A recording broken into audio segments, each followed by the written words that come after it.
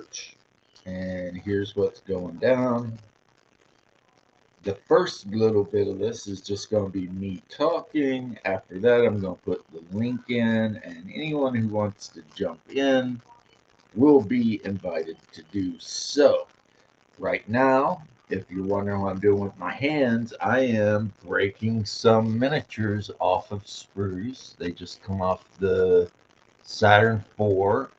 And some of you video gamers out there are going to recognize them immediately as necromorphs. Why? Because, I don't know, if in the future we decide to play a sci-fi game, I can imagine there being a good use for me having about 20 assorted different types of necromorph. But anyway, now let's get on to the solo part of the stream, and that is the game recap. The game recap. As you guys that visit this channel know, I run OSC Advanced on Sunday evenings, generally from about 6 to 10, 10:30 sometimes, but sometimes we start later. You know how it is. Uh, so last night, players managed to escape from the Lost Tombs. Oh yeah, happy Memorial Day. I'm enjoying it. I mean, my wife made me egg sandwich, and which is one of my favorite things. Uh, I am a man of simple tastes. So basically, if you want me to be happy, hard fry an egg and put it on a piece of black bread, and I'm a happy man. But let me get through this. The players decided to go back to um, the town there. I would have to actually grab, I think it's Torchwood or whatever. And while they were there, they checked up on the armorer who was making one of the rangers a set of leather armor out of the hide of the blue dragon they had killed weeks ago. And rolling on the chart, my charts, hey, Shark, happy Memorial Day to you, Simplify, and all that. Remember, Chesty Puller is looking down on you from heaven. I made a roll for the guy making the armor, and the roll was terrible, which meant that he had not really succeeded at all in the production of the armor. He was having a really hard time of it. Told the player, hey, I apologize. I know I said it might be done in 2 weeks, but this dragon hide's a lot more difficult to work with than cowhide, etc., etc., etc. Gave him an excuse of why it was taking so long. The player, being a good dude in game, he says, it's cool. So everybody's happy. The armorer slash leatherworker slash whatever that's working on this special set of armor, he's having a hard time, but everybody's cool. Also, I don't know if anyone else in the world does this, but this is a DM thing I do. If you kill a dragon, it's got to be a bigger one, and you spend the time and make the rolls skinning it, that armor, depending, can be made into either scale or leather armor. It will not be actually magical, but because of the material, it will offer +1 armor class compared to cowhide armor. So leather armor goes from, I think, a +2 to a +3 when it's made out of dragonhide armor. But the big reason to wear it, other than your character will look super cool wearing dragonhide armor, is that it gives the wearer basically an evasion type skill versus whatever the dragon breath energy of the dragon is. So, character wearing blue dragon hide armor will get evasion versus electrical attacks. And for those of you who don't know, evasion means that on a failed save, they take half damage. And on a successful save, they take no damage. So, hey, Bear, I'll get you in here in a minute if you want. So they realize the guy said it's going to take at least 3 more weeks. Apologies, rolls have to be made. So the illusionist in the group, I need to shade this down, but it's coming right along, ain't he? The illusionist in the group decides to go and talk to a local wizard they've heard lives in the area to see if she can learn illusion spells. And I didn't have the heart to let her know that in OSE Advanced, an illusionist cannot be taught spells by a mage because they're 2 entirely different schools of magic, right? Well, the wizard she goes to talk to happens to be a wizard. Some of you will know the name. I meant to bring the book in here and didn't. Named Kellic. Kellic, and I have his miniature, it's on the table right now, is ostensibly the leader of the evil adventuring party from the old Dungeons and Dragons line of toys, as well as I think he made an appearance or 2 in the Dungeons and Dragons animated series.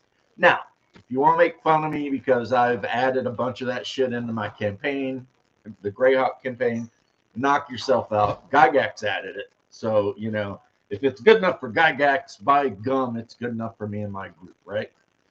Kellic divines from them that they have been and found the lost tomb. And Kellic happens to know, because he is a very powerful wizard who knows a bunch of shit, that somewhere in the lost tomb, there's the manual that allows you to get +1 to your architect or intellect architect. That'd be good too, though. Read the manual. You are now officially a licensed architect. No. So like a manual of health and all that. Well, those are treasures that are actually in the tomb. Kellic really wants the intelligence one for obvious reasons. I mean, wizards, the higher their intelligence is, you know, the better spell cast and etc. You know, the more powerful spells, all that. So the group, they have the chat with him, and he tries to make them a deal. If they'll go recover the item, he has a lot of magic items he's collected over his many decades of adventuring. He's willing to trade with them. Now, at a point, Kellic lets slip that he used to be an adventurer, and he drops a couple of names of the people he used to adventure with, including he drops the name Warduke. The thing is that 3 of the members of this party have encountered Warduke prior. And in that last encounter, Warduke killed my brother Haas, Hungar, Nalbar, well, killed his character at the time. Just one shot his ass, sent him straight to hell, right? But the players managed to keep their cool and act like they don't know anything, you know? So they let him keep talking, make offers, and he offers them all kinds of stuff, like a ring of featherfall and a couple other magic items, etc., right? So the players are like, well, give us some time, Rhino Hide. That's, and I'll get to that.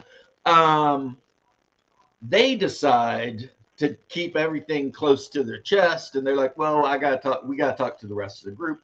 Oh, and how I ran this is I put the board down and I drew circles for different areas within the city. So town square, where the hiring board was, inn, tavern, wizard's tower, bakery, whatever, right?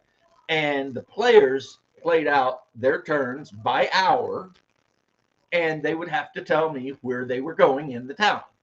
Temple Street. So like the very first thing is all the clerics went to the Temple Street.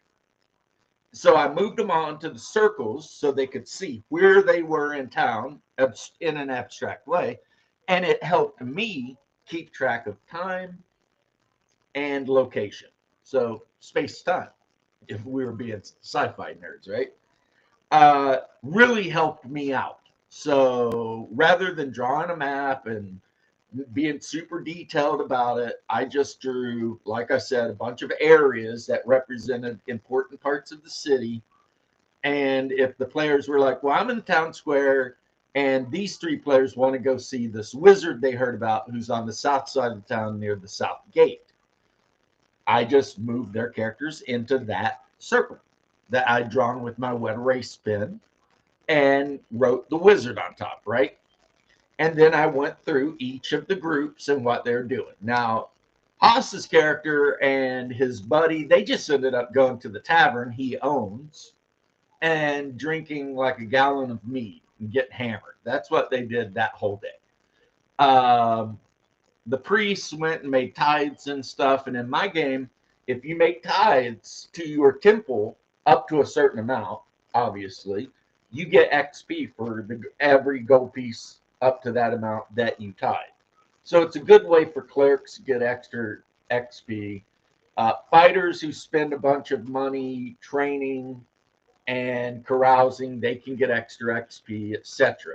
If a class does the thing the class should be doing, according to R.E. Howard, while they're not adventuring, they can earn extra XP actually during that time. I think I stole the idea from 2-20 Conan, but yeah.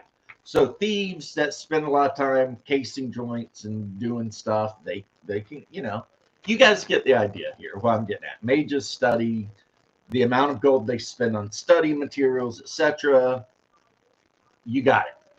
So Kellic, again, Shady Dragon Inn, leader of that evil group, he convinces them that he wants his thing. They're like, we got to talk about it. They never get back to him and tell him whether they're going to do the thing for him or not, recover the manual, right? But they do spend 3 weeks in town just hanging out, eating puff pastries from the bakery they love. There's a bakery in this town that sells a lot of Slavic style food because Bissell is very much an Eastern Slavic culture in Greyhawk. I mean, not one-to-one, but close. I mean, the Margrave, it's where the East meets the West, etc. So, like, one thing in the town of Bissell is taverns cannot sell food. They can only sell alcoholic drinks. And on top of that, they also cannot rent rooms to people overnight. Inns sell food and rent rooms. And the Margrave of Bissell has made this rule because he has found it's good for business to keep these two things separate, right? So that instead of one business that does whatever, you have two, right? Also, the players paid taxes on all the treasure they had earned while they were up in the mountains at Igwell's lost tomb. Which amounted to 10%. Some of them whined about it, but then they were all like, okay, fine. And they're like, the roads don't build themselves. And I said, well, actually, you're not paying for the roads. You're paying for the guards that patrol the roads to make sure you don't get killed by the Jedli and stuff like that. Of course, yes, this is Greyhawk, so I'm using Greyhawk words for goblin, Jedli. Now, what the players didn't know, but later figured out, so I'm not giving away too many spoilers here, is during the 3 weeks that they were hanging out in town, just resting, recouping, getting drunk, doing all their stuff, Kellic had put word out because, he's a very high-level mage, like an archmage, I think, level 10, 11. And he has started to summon, or had started to summon, his old adventuring party. That means Warduke, back from the dead. That means the half-orc assassin, I forget his name offhand because the book's over there, the sorceress, the cleric, etc. So they're all showing up, right? And the party, they hire a mage to go with them named Sarissa of the Black Coast, who is like a level 10 mage. And so they get her horse and everything ready. They buy a donkey and hire 10 henchmen, which they equip with brigandine armor, because I refused to cut studded leather since studded leather never existed. It's brigandine, or some people would call Wisby plate. That's what it actually is. The studs you see on the leather, they're not just studs. On the inside of the leather, there's still plates riveted to the leather with leather on the outside for whatever reason. That's just how they did it. And so the 3 weeks gave Calic's friends plenty of time to show up, but they're like, okay, we don't want to attack this group, especially now that there's 20 of them. I kid you not, 20. But we'll follow. So the group heads up to the mountains, and it takes them, many days actually to get back to the entrance to the Lost Tombs. Don't encounter anything. They when I rolled all the dice for encounters, they all came up 5s and 6s, which 1s for encounters, right? And then they decided, instead of going into the front entrance, what they would do is use the broom of flying and the wings of flying that 2 of the characters have. Yes, I have a character that they found the wings of flying in the Margol cavern. If you've been in this adventure, you know what I'm talking about, right? And they decide to, using all their various magic, transport everyone around to the cavern on the other side of the mountain that leads down to the Dracula's lair. They tell their 10 henchmen to set up in the cavern there, feed the horses, take care of shit, and they and the hirelings, the other adventurers who are getting a share of XP, share of treasure, one of them gets like a choice of magic items, etc. They have decided they are going to go down there and try to kill this Dracula once and for all, right? And that's when the game ends. So 4 hours can go really quick and of course I'm skipping some stuff about, interactions where the players are trying to bargain for this or that, or the gnome that's addicted to sweet stuffs is just constantly hanging out in the bakery buying bags of cookies like every day and everything like that. I should make that character Rover's Cavities. But anyway, that's a little too granular for a D&D game. At the last minute, the elf, because he's an elf and he has very sharp eyesight, he did notice they were being followed, like half a day back, because these mountain paths pretty straight. You're looking down, and he recognized Keller. So they know that they've got problems, which is why they didn't go into the front entranceway they normally would have, but they went around. So that's where we ended the game, because it was well after 10 o'clock, and even though an hour of everyone but myself arguing about what to do, but you put an end to that, though. Now, Bart, you put it into it. Yeah, because Haas's character, Hungar's character, he started basically stomping around in his metal hobnailed boots, telling everybody they need to figure out what the hell they want to do, instead of standing on this mountain waiting to get jumped by something.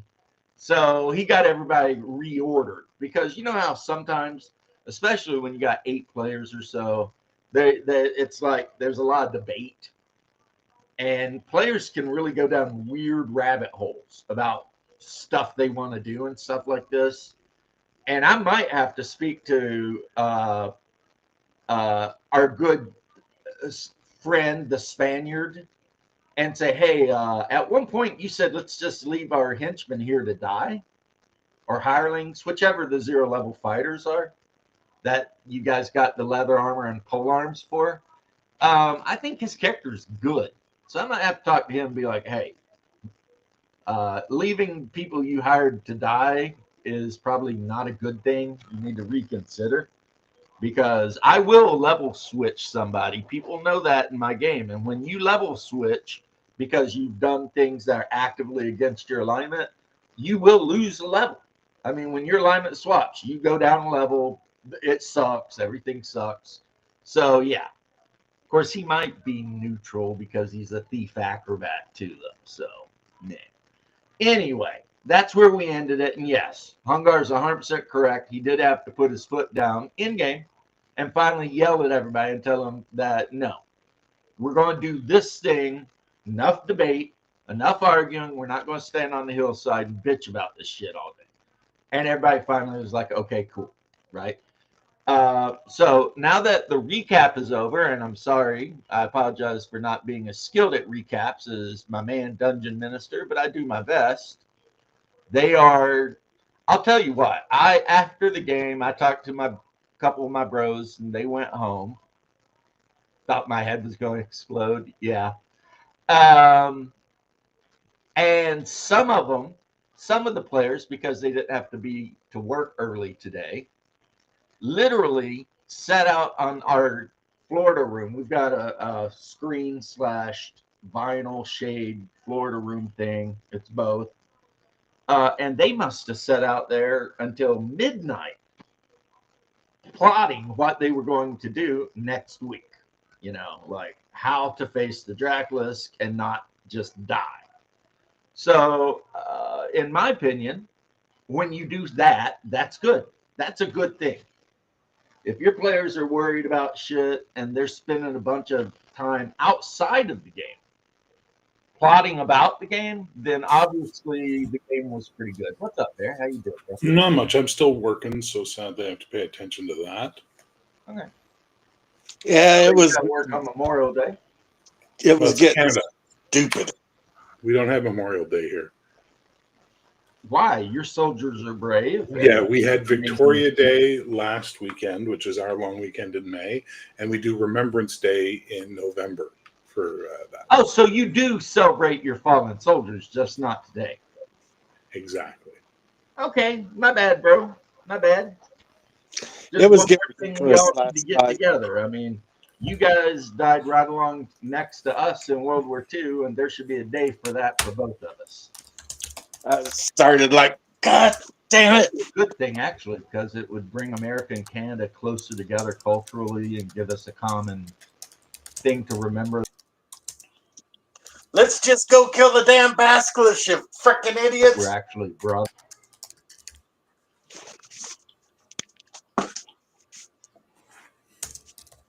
Did my brother freeze? Yep. Straight. It's reconnecting. Have I reconnected yet? Yeah. You're All those super. idiots wanted to do last night was argue.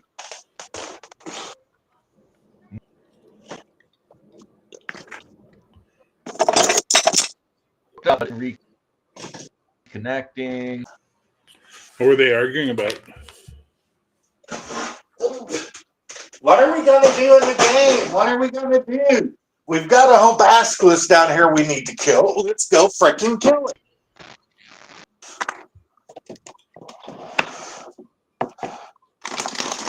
It was, It was. Dude, I was getting so aggravated IRL and in the game. You getting aggravated? I don't believe it.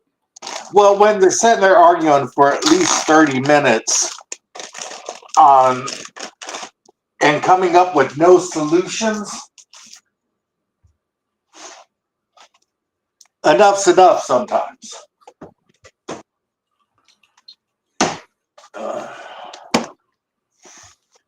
How you doing, Bear? LIVIN.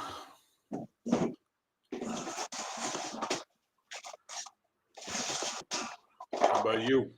I'm doing good. I'm getting stuff prepared for dinner. What are you having for dinner? I'm making A mess. hamburg steak with onion gravy and white rice. Hamburg steak, all the way from Hamburg, Germany. Yeah, it's actually more Japanese than German. Interesting. Very sneaky. Sneaky. Well, I'm still working, so. Yeah, I heard. That sucks. Sort of I wish we were all independently wealthy. Boy, howdy. Boy, howdy. Well, let me tell you something, son. Boy, howdy. Bear, I would hook my homie bear up. Well, I appreciate that. That's very kind of you to say. It's true. It's like I don't need a lot. I don't either. Like, I'm actually kind of really disappointed by how fucking little I need to live and how much everyone who fucking is in charge of it is like, yeah, it's nice that you only need that much to live, but fuck you anyway. We're just gonna fuck with you and, you know, make sure that everything is super expensive and blah blah blah. You know. Yeah, I know exactly how you feel. It's just getting exhausting trying to survive in this quote unquote modern world. There I am. Well, welcome back. Yeah, I don't know. Nice and shiny outside, but then again, they have been digging around, putting in new cables and shit. So, yeah. I heard you guys. I don't know what happened to me, but yeah, Nalbar yelling at everybody, I think, was a good idea actually, since it forced people to Get off their ass and do something. Well, it's not like we have an infinite amount of time to play the game. That is the thing. We only get 3, maybe 4 hours a night, if we're lucky. And, you know, arguing about here's the problem too, is like it turned into the circular firing squad where everyone would come up with ideas that someone else would immediately shoot down with another idea, and then it just kept going around the circle like that Over and over again, just nonstop. Well, if we do this, then this, but if we do this, then that. And it's like, nah. You know, well, no, I'll sit there and roll wandering and counter checks all night. You know, if that's what they want to do. You know, there's still some bad shit hanging out in those mountains. So I was getting ready to retire my character and go back to my bar. Well, you do own a tavern, so yeah, the Sneaky Frog or whatever it's called, the Tipsy Dwarf. Okay, that's better than the Sneaky Frog. Yeah, why the hell would I name it the Sneaky Frog? Well, you're making sneaky hamburgers. I'm making a hamburg steak. Yeah, that's hamburgers, right? Yeah, Okay. kind of. Yeah, it's hamburgers. Okay. So, but you said Japanese style. So yeah. So while nobody's looking, they're going to bomb Pearl Harbor. Very sneaky. Yeah, but I think the 442nd Infantry made up for that a little bit. Yeah, I think the Enola Gay made up for it a lot. Yeah, but I mean, the 442nd, they were the all-Japanese infantry regiment, and they are the highest decorated American Army unit ever. Well, they're infantry. No, I mean of everything. The Go for Broke company or regiment or whatever they call them, because these dudes were like in one story, one of the sergeants got his actual arm blown off. And instead of giving up, he just switched the weapon to the other arm, kept going. You know, it's like, so we had our crazy Japanese guys on our side too. Well, yeah, the Japanese teaches people a lot about war. Like 38s aren't really good sidearms. Because it will not stop a charging Japanese guy. You got to have a 45, something big that'll, make him lay down. Otherwise, he's going to run up on you. You're going to pump him full of 38s, and then he's going to stab you with his bayonet or something. And that's not a good situation to be in at all. Yeah, tough little bastards. Tough little bastards. And we had a whole regiment of our own, very own tough little bastards. But anyway, so yeah. And thank you, Nerdy Ogre. Now, Shark was talking a bunch of stuff about rhino hide and lamellar armor. Me personally, I love lamellar armor. But then again, I also have a historic 28 millimeter is it Nicophenian? Whenever Basil II was ruling Byzantium.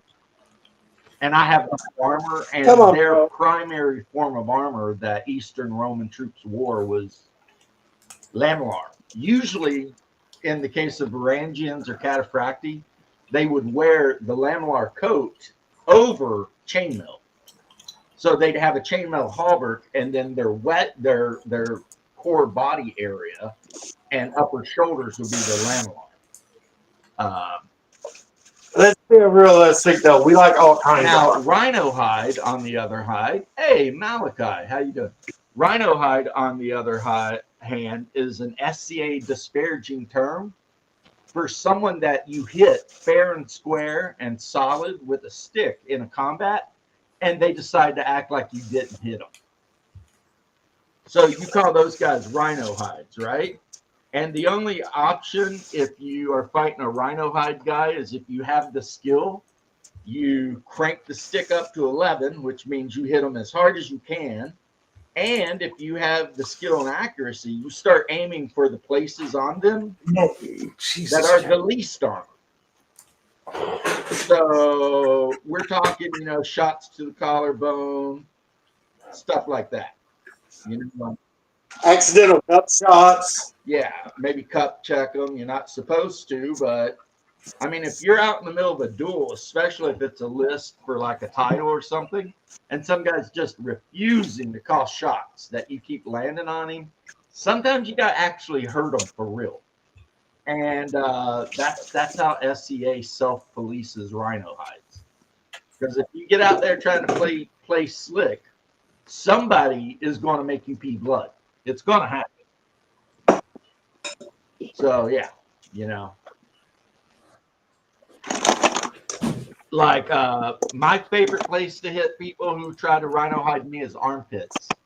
Because it is impossible to armor the armpit, really. They can wear chainmail, but guess what? Chainmail on your armpit is not going to protect you from me hitting you with an 1.5 inch thick solid rattan wood stick, right? Hard as I can swing it. So, you just go up on somebody and you goose them up. And when they raise their arm, if it's their weapon arm, you cross strike like that and catch them with just the tip, the first 2-3 inches of your sword right in that armpit. Wow. They'll call that. You know what I'm saying? They'll call that every time because that shit hurts bad. And hopefully after that will have become a learning experience for them. And they will realize that, hey, sometimes if somebody who smacks you upside the head, just take the hit. Be a bro, say, good, that was good. I mean, because the rule is if you get a hit that would kill you, you yell out, good. And sometimes you put your sword above your head like that to show the whole world, yeah, you just got killed. And then you walk off. You just walk off the dueling ground. Go sit down, talk to some chicks, have a drink of water, relax, right? But if you're that win at all costs guy that's willing to effectively cheat, then yeah, people will hurt you. Another one is you step in, you put your shield right in their face and you stomp on their insole. Their instep, the inner side of their foot. Put that shield right in their face and step in on them and stomp on that inside of their foot. And then maybe throw a sweeping J, which will hit them in the back. And if their back's not heavily armored, they're going to feel all of that. And then also, without having said anything, you've let them know this fight has escalated. We're no longer just playing to see who can beat. Now I'm going to hurt you. Anyway, I was pretty good at that. Hungard can tell you. That's why I got squired by like the best knight in Florida. Now I'm gonna hurt you. First, we were playing games just to see who was going to win the fight. We were bros and everything at first. You wanted to do what you did, so now I'm going to hurt you. And there's little dirty tricks in SCA, like stepping on somebody's foot and then leaning in on their knee. I mean, it's a martial art, and which means there's the clean, good way to do it, and then there's the dirty shit, like sweeping the leg, Daniel, or whatever, And my knight was good enough to teach me both things. But yeah, that's rhino hide. Somebody who won't take a hit, no matter. And I've actually seen, because a lot of times, especially if it's like a list for titles and stuff, they will record the fight. And I've seen judges actually call a fight and force a fighter to freaking tell the guy, look, dude, you obviously just got your dome cranked in here. Just the tip. Yeah, one of the big 3 lies, right? According to David Allen Coe. And if you don't like David Allen Coe, well, come at me. I was drunk the day my mom got out of prison. He also wrote almost every one of Tanya Tucker's songs. Yeah. He wrote a lot of songs. Actually, what he's most famous for is a songwriter. But anyway, but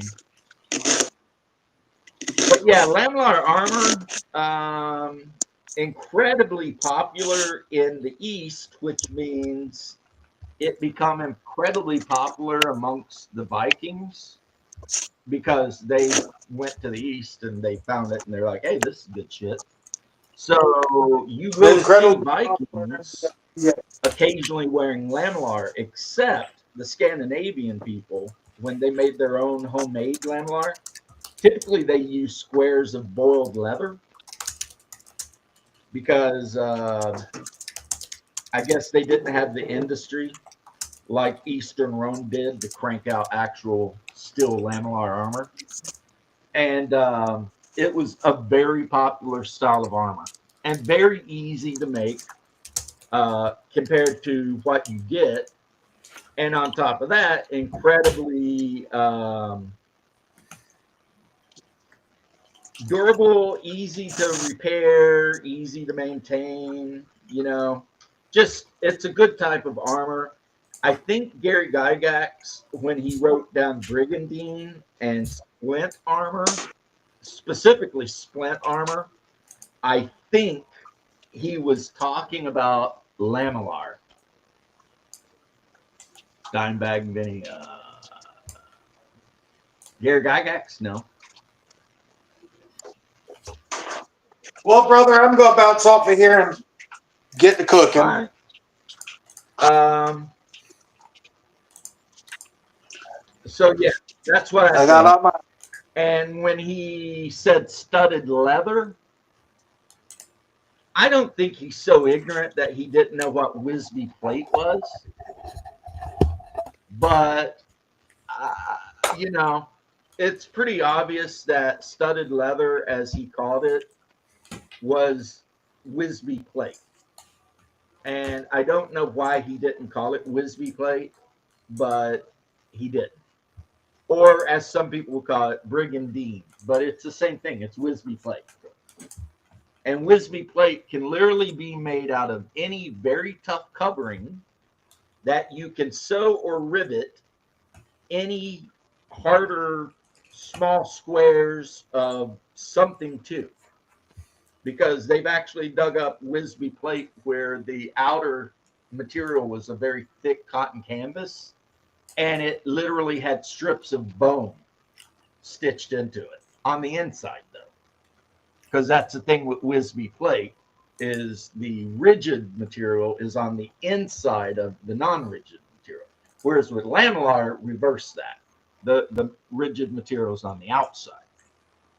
And lamlar can be made a couple of different ways. You can stitch it together with silk cords, or you can stitch it together with silk cords and then rivet it.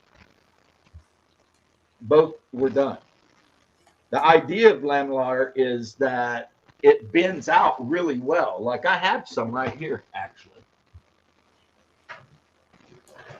This is part of a breastplate I've been working on for well over a year.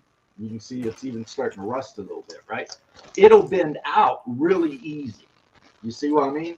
But it won't bend in.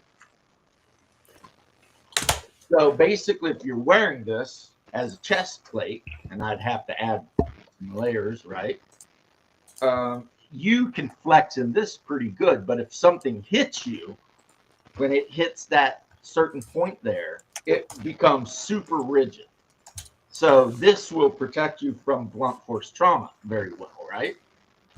And you would wear this over your set of chainmail. So the chainmail is supposedly going to stop a lot of the slashing stuff, and the lamlar is going to stop the arrows and the. He did an out. Oh, David Allan Coe is who we're talking about. I don't know if he did or not, but it would probably be pretty damn good. David Allan Coe was.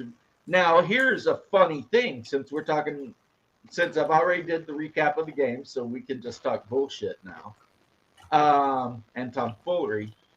The song David Allan Coe is most well known for in popular media, he didn't write. Like, You Never Called Me by My Name. He didn't write that. That was actually written by another guy. He only wrote the last verse. But the whole rest of the song was written by a friend of his. And he talks about in the song when he writes back to his friend and says, this isn't the perfect country song because you didn't mention, you know, mamas and trains and rain and prison and being drunk and pickup trucks. So I think his friend might have actually, now that I think about it, rewrote a third verse, which is the ever famous, I was drunk the day my mama got out of prison. And I went to pick her up in rain, but before I could get there in my pickup truck, she got ran over by a damned old train. And in that way, they, in their own joking sort of way, covered all the bases necessary for a classic country music song. And then, of course, David Allan Coe's, and I'll hang around as long as you will let me. Linothorax. Okay. Daryl, you're getting really wild here because, one, scientifically, archaeologically speaking, most people can't even agree on what the shit that was that they were wearing. Some people say it was tons of layers, like 9-10 layers of cotton batting glued together, but no one's 100% sure. Glued together with what? The hell did they glue all that linen together with? Who knows, right? Or cotton. No one's 100% sure about that. Yeah, so it's crazy, but like the Spartans didn't wear linothorax. The Spartans wore bronze breastplates that were called moscalari or something like that because, you know, they put the abs on them and shit.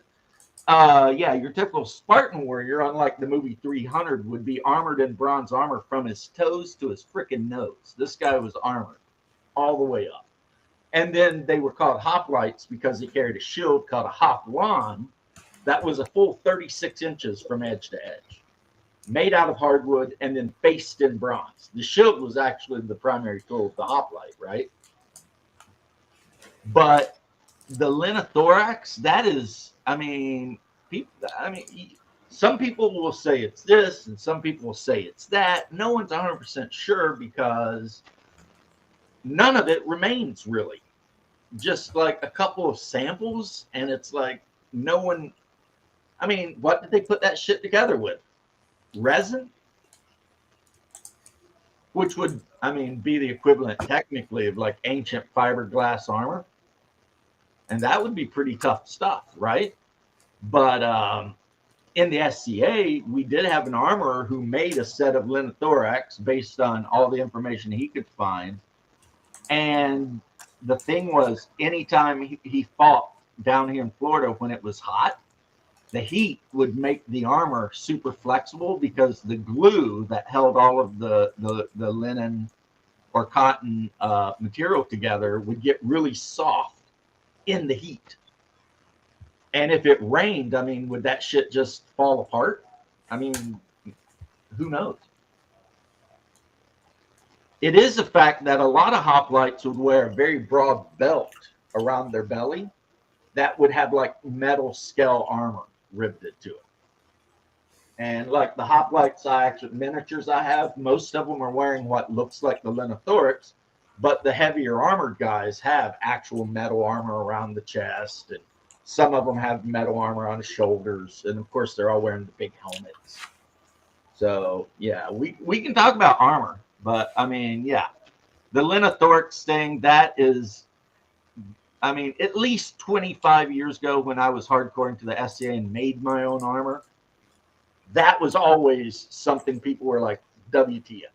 Now, me personally, I used Brigandine because it's super easy. I went down to the leather shop and I bought a size cattle hide, cowhide. That was pretty thick, say 1/4 inch thick. And then I just riveted square metal plates that I bought at the hardware store all to the inside in the correct pattern. And then, well, first, you cut it out to fit you. And then, put it on, and you've got the belts. Actually, the belts are always on the shield side. So I could put this thing on over my padded surcoat, or not surcoat, gambeson, and then belt it tight. And then since I fought with a big-ass Norman-style kite shield, even though there was overlap there, no one was going to hit me there. You know what I'm saying? And then, it was actually really very protective stuff, especially because I wore a very thick, batted cotton gambeson. And honestly, most of the protection was probably the cotton gambeson because, again, you're being hit by blunt devices. So the padding is what's really important. You know what I mean? Like, I had a big Spangen helm, very common helm in Northern Europe, all the way from Russia, all the way over. And honestly, even though the helmet was 16 gauge steel, what really protected my skull was the inch thick of padding on the inside of that thing. You know what I mean? So that when I took a hit, it'd be like, boink, and I'd be like, yeah, okay. Because if I just wore metal armor directly next to my skull and somebody smacked me, it would, like, all of that kinetic energy would be transferred directly through my skull plate right into the brain, and that would not be good.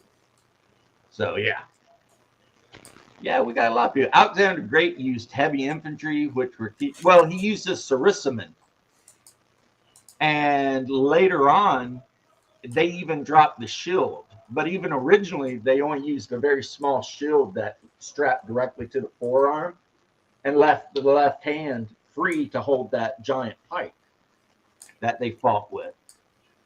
And then he would back up his sarissament with his companion cavalry and skirmishers, typically peltists, they called them, which are just guys that throw javelins or have slings.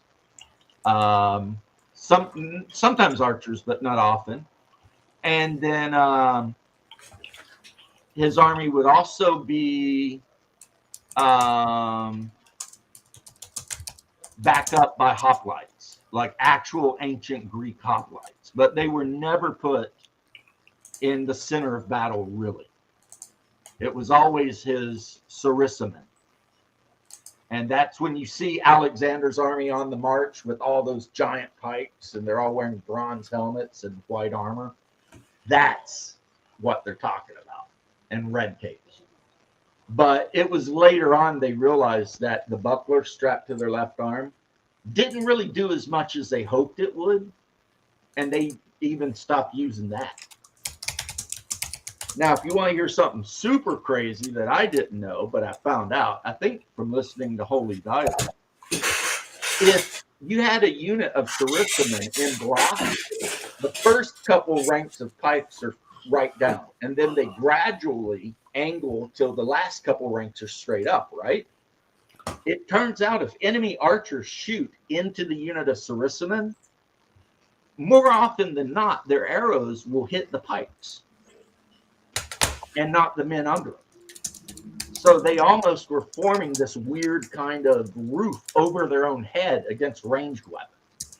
And then if you're an enemy infantryman and your king's telling you charge that unit, I mean, you got to have balls of brass to charge directly in 3-4 different layers of hardened steel pike heads with a big freaking slob behind them. Because, I mean, whether people want to admit it or not, the Macedonians are Slavs.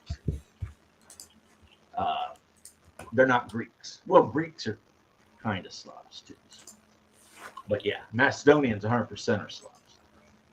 So yeah, that's why Alexander and a bunch of his men had blonde hair, right?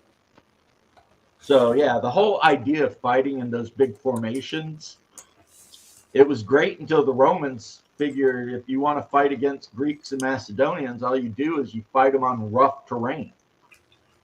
And then as soon as their big block, their phalanx splits up a little bit, trying to go over a hill or something, charge in with your maniples and just eat them alive because they can't do anything once a Roman maniple with their gladius and their freaking shield got inside of a unit, a phalanx, it's over, it's done. The phalanx guys, the best thing they can do is throw the pikes down and run. We got another comment about the Linothurics. On horseback, maybe. I don't know. See, I've got my, where is he? Is this Alexander here? No, that's not Alexander. That's just a companion cavalryman with his sword up. Alexander's got, here he is. He's got his eagle feathers and he's riding Bucephalus. And looking really close at this miniature, which was made by War Games, not War Games Atlantic, Warlord Games, Alexander is wearing metal armor. He's wearing what I said, a musca cuirassy or whatever the Romans called it. Yeah, he's wearing a metal breastplate. And he's got a war belt that looks like it's got riveted metal on each of the strands. He's got metal greaves on. And then he's got a big helmet, of course, which is made out of bronze, I believe. And on this figure, because it come with a open hand, I gave him a falcata, which was a really, really good sword for cutting, but not great for stabbing. But, I mean, you could still stab people to death with it.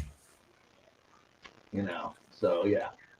That's Alexander in my Macedonian army. And here's one of his companion cavalrymen with a spear. The spear needs to be painted red. So, yeah. So, yeah, guys, I actually own a Macedonian army as well. At one point or another, I've built pretty much about every historic army, pretty much. But the whole Linothorics thing, like I said, look it up, follow the science, follow the archaeology, not the science, unless archaeology is a science. That stuff raises a lot of questions that it doesn't answer. You know, like, which doesn't mean it's not true. Before somebody says anything, doesn't mean it's not true. Linothorics could absolutely 100% be a thing. We just don't know exactly how they made it, right? And I mean, like I said, it's made out of 7 to however 10 or 11 layers of linen or cotton, right? But how was it glued together? We're not 100% sure what glue they used. We don't know. But I do know if you use Elmer's wood glue to make it, as soon as you walk out in this hot Florida sun and start sweating, that shit will just bend. You know what I mean? Now, would it stop an arrow still? Maybe. Maybe it would. Maybe the bending in the heat is a good thing. Maybe they meant it to be that way. A lot of maybes, I'm saying here. Alexander on the elephant? No, man. In the Battle of Gargamella and all that, he was on his horse. He did have elephants later on after the conquest of Persia, but he never rode an elephant. He rode Bucephalus, and he was always surrounded by his companion cavalrymen, which were the most skilled, noble, heaviest armored, etc., cavalrymen in his army. Yeah, I think archaeology counts as a science, right? A hard science. You dig something out of the ground, you try to figure it out. That seems like it. So, yeah, but the thing is, Alexander is a good, 4,000 years ago? Maybe not 4, maybe 3. Anyway, he's a long time ago, is what I'm saying. A long-ass time ago, Alexander. One thing we do know is they believe if it were not for Alexander basically Hellenizing North Africa and Asia Minor and everything, Christianity probably wouldn't have spread as fast as it did. But then again, if you believe it was God's will, then whatever. But if you believe that there's causal effects to things, which I tend to, then yeah, Alexander building all those roads and introducing Hellenistic Greek style education and everything would have definitely helped the spread of Christianity out of the Middle East, especially when you consider the original Gospels were all written in Greek anyway. So, there might have been some Aramaic books written as well, but Greek was the lingua franca of that era. If you were an educated man, you spoke Greek. That was just what it was, in addition to whatever else you spoke.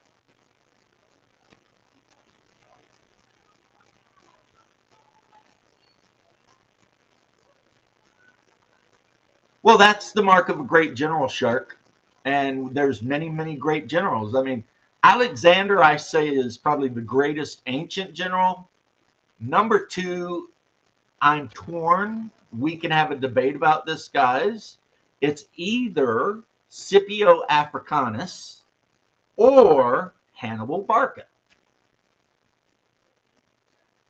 You know what I'm saying? They were both, of course, I know they fought each other, and it would be easy to say, well, obviously, Scipio Africanus is the best. He defeated Hannibal Barca. But there's a lot more to that story. You know what I mean? The fact that Hannibal Barca basically crushed everything for like decades. I'm pretty sure he put an end to Scipio Africanus's dad and uncle's career. And there was a point where the Romans come up with the idea the best way to fight Hannibal is to not fight Hannibal. Like, if you see Hannibal, run.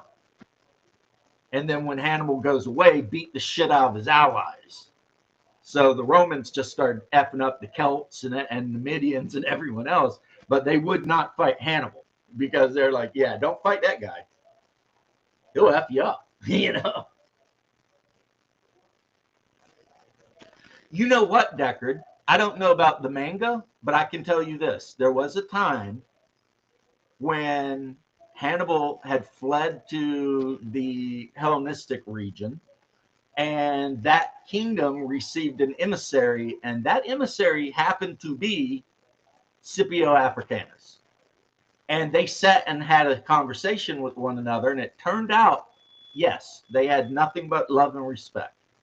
However, later, Scipio realized that he was never going to be allowed to live in peace, even though at that point he was an old man.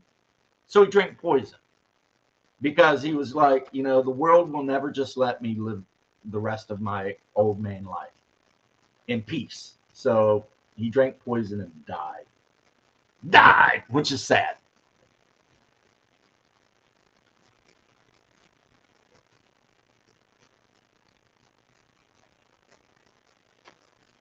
See, Caesar doesn't even rate to me, Shark. Yes, Caesar beat the shit out of the Celts. Great. But Hannibal Barca, the shit he did compared to Caesar, it's not even comparable. I mean, this guy put together a ragtag army of North African, the Medians, various other North Africans, the Carthaginians, some Greeks, some Celts, etc., and delivered such crushing defeats on the Romans that they think he might have been responsible for the death of around 20% of military-aged men in the Roman Empire. Him personally. It's like he killed so many people at the Battle of Cannae, I think, that it's like, you know, he lost like 1,000 men. The Romans lost like 100,000. It's nuts. This guy was just that good of a general. However, Scipio Africanus, as they gave him the title after he kicked everybody's ass in Africa, how he beat Hannibal is he basically just stole all of Hannibal's ideas and turned them back on him. Like during one battle in Sicily, every morning the two armies would form up to face each other, and Scipio put his best men in the center every time, right? Well, on the third or fourth day, when they were actually going to go to war, he put his best men on the wings. And they marched out there, and of course the Phoenician army, or not Phoenician, Carthaginian, they had put all their best men in the middle to counteract the Roman best men. And Scipio tricked them. And then he told the guys in the center to walk slow so that, you know, the centers kept hanging back, while the wings ran up and the Romans just completely. Caesar won in Spain. Scipio Africanus conquered the largest Carthaginian city in Spain in a day. And people thought that that city could not even be conquered. He did it in a day with two Carthaginian armies a week away. Hannibal ultimately lost, but I told you, Shark, I know you've got that Marine Corps mentality, win at all costs, and I love it. I love it. You guys, you know, I love you guys. But you have to look at the entire span of a man's achievements. You know what I mean? Now, at least we agree with Alexander. Alexander, greatest ancient general of all time. Conquered the known world by the time he's 24. Most people aren't even out of school by the time they're 24. You know what I'm saying? Most people are still in college, university, learning about freaking gender studies and shit at 24. This guy was in the Indus Valley kicking ass. It's like, whatever, right? But no, Hannibal is definitely top 2 or 3. And Scipio is definitely 2 or 3. It just really depends on how you feel about life. Caesar was really good at beating the shit out of civilians and stuff like that, though. I'll give him that. He was really good at rolling into some Celtic tribal area and just wiping out a bunch of people and enslaving them and selling them into slavery and getting super fat rich about it until his buddies stuck him full of knives. Because there it is. Scipio, on the other hand, became a full-on consul when he was in his early 20s, which was like 10 years before Roman law allowed a person to become a consul. You know, and they kept being like, we can't put Scipio in charge of this army or legion, or he's too young. And Scipio somehow managed to always get put in charge, and he always won. Dude returned results every time. Every time, you know? As a matter of fact, at one point, they wanted to make him a permanent consul. And he said no. Scipio was like, nah, I'm done. The winners do get to write history, but with Alexander, it's not just people who like Alexander writing the history. It's like all of the contemporary nations around him writing history. You know what I mean? Like Persians were writing the history. Africans were writing the history. Egyptians. When I said African, I mostly meant Egypt. But Libyans and Numidians too. I mean, everyone was writing the history of Alexander just curb stomping the shit out of everything. And Alexander won so many battles that on paper he should never have won, because he was outnumbered 2 or 3 to 1, and the other army had better shit. And Alexander was still like, oh, elephants? F those elephants. You know what I mean?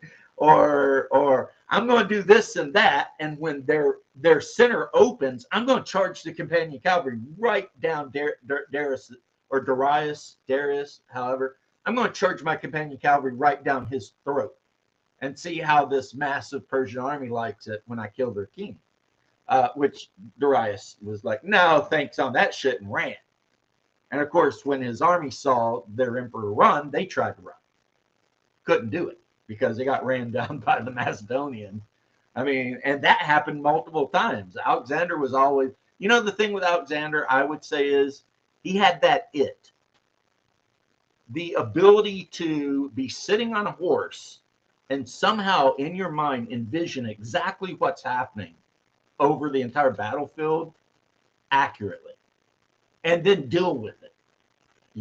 Vision, whatever you would call it. Alesia is why we study Caesar.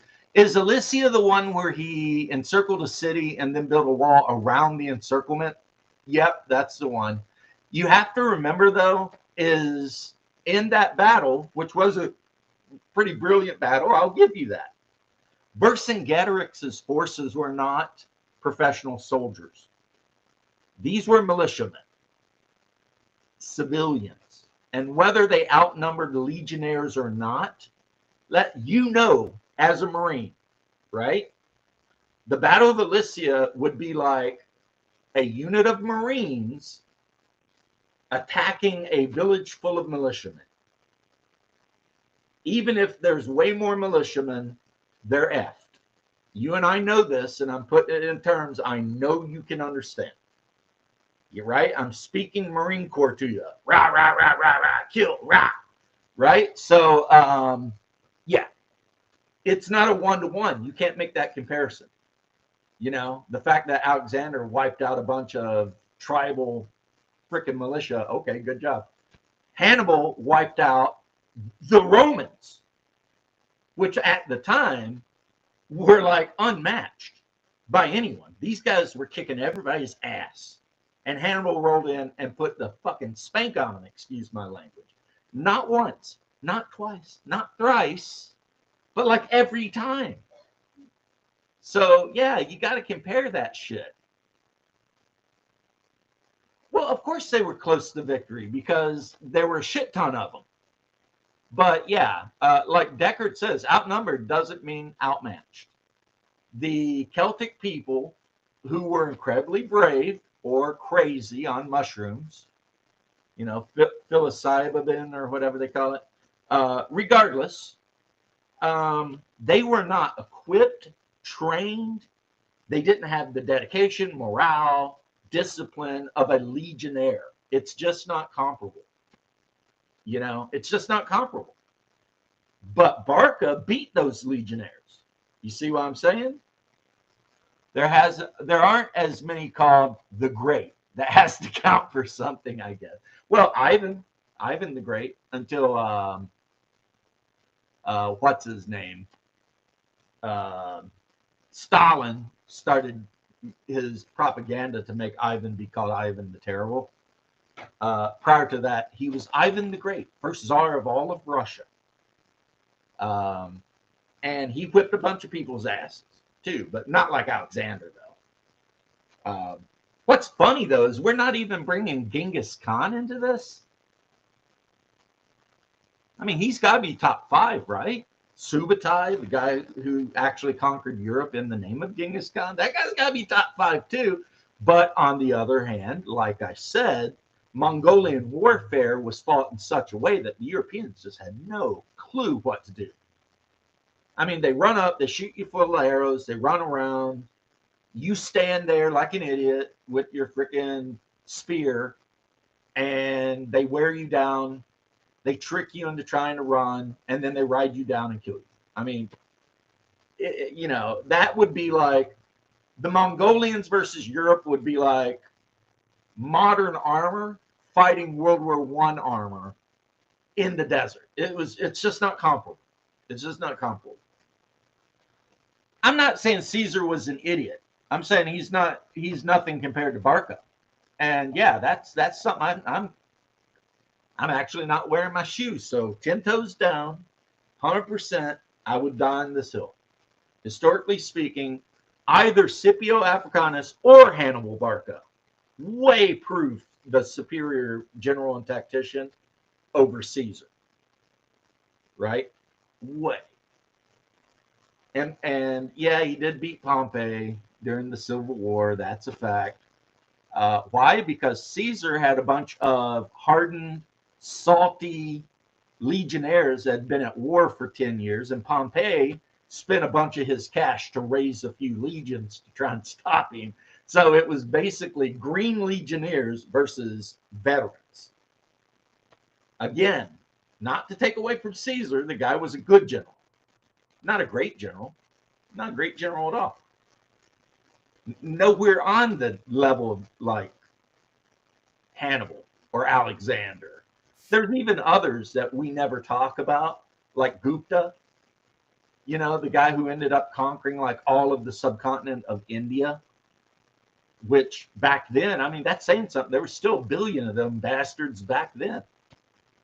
Formed the Gupta Empire, you know, did a lot of shit. Like, well, I mean, he was probably related to the Arabs or the plains, you know, the steppe lords of Europe. So, yeah, introduced horses and all kinds of crazy shit.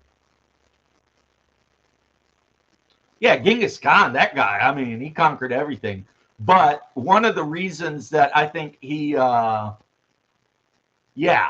think one of the things Genghis Khan had was that his army was built in such a way that contemporary armies could not deal with it. They just, I mean, even Alexander, if he met the Khan or Subutai, right? What would Alexander do about that shit? These guys would just ride up in the range with their super powerful little short composite horse bows, unleash arrows, and then run away. Just run away, run around you, circle you, run in circles, shoot arrows until they were bored of it. If they ran out of arrows, leave. And then if you left, they'd come back and pick all their arrows back up or not. I mean, it's like no one in that era could deal with the Mongolians. The only armies that ended up defeating the Mongolians was the one Russian general who stole their tactics. Literally, he read their book, to quote Patton, and one of the Muslim sultans from Egypt who did the same exact thing, stole their book and started using just horse archers and crazy shit. You know what I'm saying? The Byzantines beat them. How did the Byzantines beat them? Stole their book, started using just their whole army. There was a period when the Byzantine army was nothing but horsemen. You had cataphracts, then you had heavy cavalry under the cataphracts, who were like super heavy cavalry. Then you had medium cavalry. Then you had horse archers. And they would all just willy-nilly run around. Yeah, the Mongols conquered everything. To quote, what's his name? I love him in that movie too. I think that's Leon. Everyone. Yeah, he was so brilliant.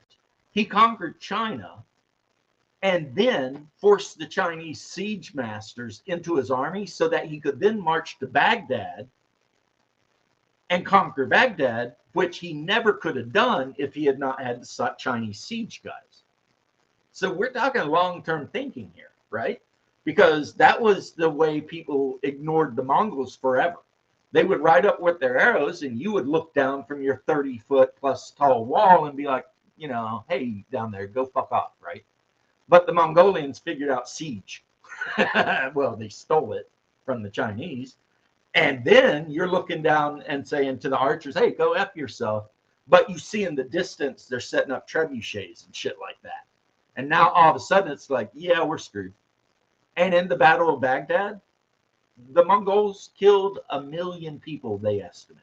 1 million. In one battle. 1 million. Which is, I don't know if it's true or not. Bear might know. I don't know. They say that the Mongols killed so many people that it actually changed the weather. The Byzantine were never crushed by the Mongols, bro. What's his name? Under Justinian, Flavius, General Flavius, what's his name? He conquered Italy and North Africa again, but then got removed from power. He actually drugged the Mongols into a trap and crushed them. Flavius what? What is his name? Why can't I remember that general's last name? One of the greatest generals of all time. But he crushed the Mongols. And then he sailed his army across the sea and crushed the Germanic tribes in Italy, liberated Rome, and then went to North Africa and crushed everyone in North Africa too. And then people back in court told the emperor that they thought he was plotting against him. So, you know, because that's how Eastern Rome worked, you know. It's like crabs pulling each other down in a bucket. The second you got a really capable general, he become a threat to the emperor. And, you know, not a good look, but it's what they did. Flavius Belisarius, General Flavius Belisarius. He crushed everyone until I think they may have assassinated him or something. His own people, I mean. Far superior, and yet they were annihilated by the Mongols because they weren't far superior. The Chinese had no idea how to fight a Mongol. I mean, Chinese warfare up until that point had been walk up in giant blocks with pikemen and archers and go at it until one side broke or the other. But when they walked up in their gigantic blocks and the Mongols just rode up and fired arrows and then ran away before you could return fire, and did that until you got, you know, I mean, it's not like the armies the Mongols fought ever had a chance to like cook food, have dinner, take a nap. No, none of that shit. You had to stand there 100% at the ready because the Mongols were always over there. And at any minute, they could be over here shooting you in the face with those short bows, which may not have had as much range as an English longbow, but at shorter range had just as much power. Could put an arrow right through your armor breastplate. Look at the map, James. The Byzantines were, they ruled everything from Italy all the way over to modern day Iran.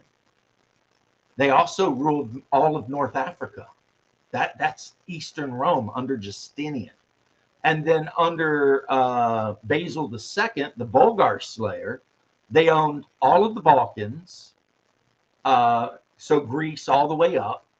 They owned all of Anatolia. They owned all of the Middle East except Egypt, I think. And they were heavily allied with the Rus, who volunteered to be their elite troops.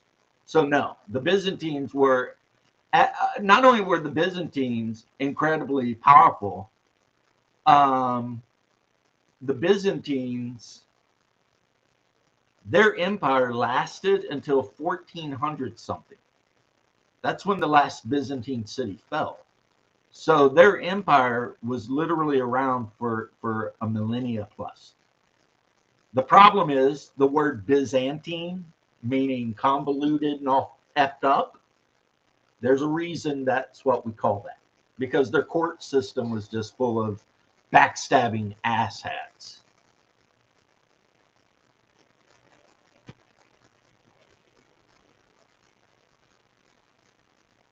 Yeah, the Rum Turks did own about half of Anatolia, you're right.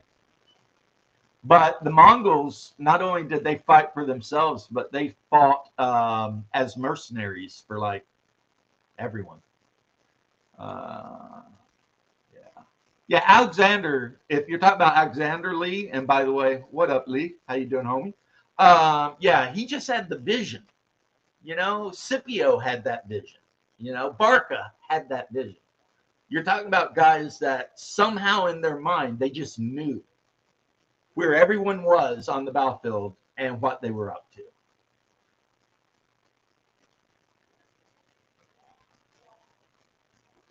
Coping with the business.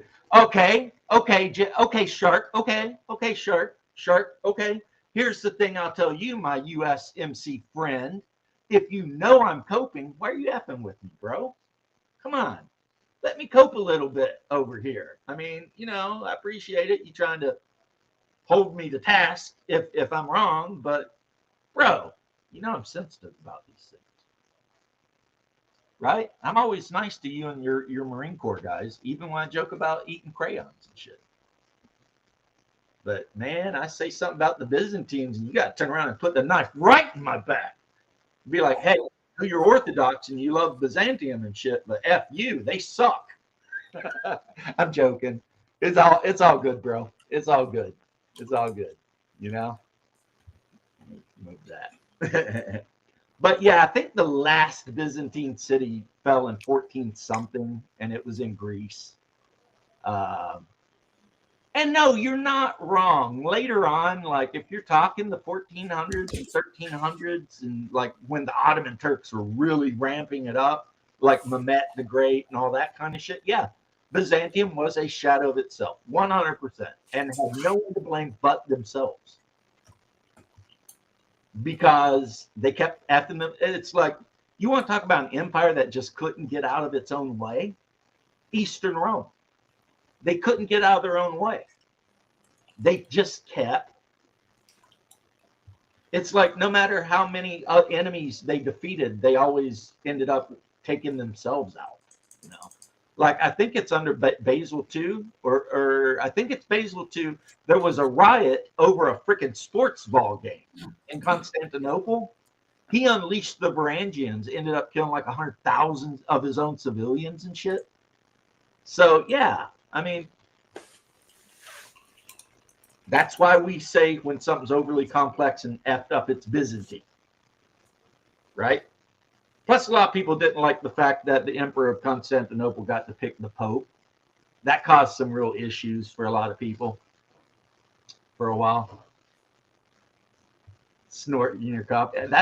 Look, man, I'm just trying to be entertaining over here. It's Monday. We're hanging out. Bear's ignoring me mostly. And Bear's working, dude. Bear's working. Some people got to work on a freaking Memorial Day because they're Canadian. Yeah. Exactly. Actually, the whole rest of the world's got to work on a Memorial Day. Except probably Liberia, because the Liberians, for whatever reason, love their American past, and they tend to celebrate a lot of holidays we do, even if now they're just basically savages, and they eat each other and stuff. Bear's frozen, but we have our second Danish bro. Hello. How you doing, Sax? I haven't seen you in ever. Yeah, it's been a very long time, yes. How's it going for you, James?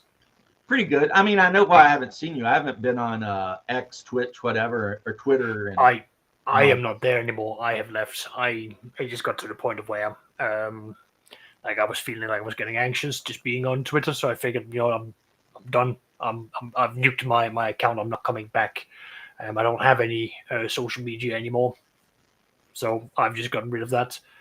So I'm primarily on Discord these days, and probably for the best. I'll be honest. I mean, I've felt a lot better since I've stopped spending so much time on Twitter. Yeah, no, because definitely. It's like 90% of people on Twitter are evil, and not the lawful evil, good kind. No, they're just chaotic evil or neutral evil. I don't know. Like it's just like you get into a spit or a spat with people, and it just spirals out. It's stupid. It's kind of like Basic Expert and Harmony Ginger getting yelled at for talking to Jeff Rowe. Yeah. Because Jeff Rowe may have said something 5 years ago that someone else didn't like. And it's like, and everyone involved in that big circle jerk of arguing, technically we're friends. Yeah. It's like they all were part of the same little group. I mean, Pundit, Jeffro, Harmony, Expert, Victor Gort, who I'm convinced just moved to Holland, but he's actually a Russian mobster or something. You know what I'm saying? These are all people who hang out and talk to each other individually, but all together decided to start calling each other Yahtzees and horrible shit. That's basically X. Yeah, and I mean, I know it was going very, very much downhill when there was the whole introduction of wheelchairs into D&D, and I got into several arguments where people went, "Are you denying people the accessibility in your games?" I'm like, "My games don't include these things." It's like, "What do you mean you don't include these things?" I don't include them. Yeah, I want to include them. Yeah, I was just sitting there like, I don't care about these things. I run the game my way. It's like, so you run it inaccessibly. I'm like, you know what? I'm not having this conversation with you. And I wouldn't even block them. I wouldn't even mute them. I was just not engage. Yeah, my computer fucking crashed. Okay. I understand that only because you and I are both hillbillies, so I kind of got what you said. Yeah, I got you. Cool. What did I say? Because there was like some gaps in there. It was like, you. Anyway, love you, Bear. Okay, thanks. And then my But computer. yeah, Sax. It was like, well, first off, I miss your little cartoon warrior with the missing eye. Oh yeah, him. Lawful evil fighter. Oh, look at this guy. He's got a techno party going on up in the techno guy. Laser Floyd. But I don't blame you at all. I think, I don't know, Bear can speak for himself, but yeah, as much as Elon did to make X better than it used to be, where you could just be banned for stupid shit, it's still a cesspool of scumbags. Yeah. I mean, you know, there's some decent people. I mean, I'm not gonna lie. Like, I've met people that I now play with from Twitter. So but it's it's like finding diamond in a coal mine. It's possible, but it's going to be really rare. So I've gotten lucky, and I meant as I said, I've gotten out, and now I'm just focusing on the groups that I have. I'm having fun that way. I mean, as I tell some of the other people, like I'm intentionally living underneath a rock now because I don't want to be invested in all the bullshit that's happening in the world.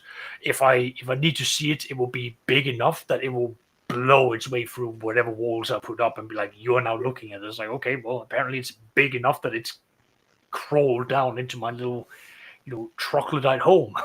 I was like, okay, cool. I now know a little bit about this. If I'm interested, I'll go and read some more.